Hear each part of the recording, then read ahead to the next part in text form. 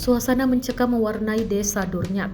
Rekaman yang dirilis di Telegram, Jumat 19 September 2025, menampilkan detik-detik kelompok kecil tentara Ukraina terjebak dalam penyergapan infanteri Rusia.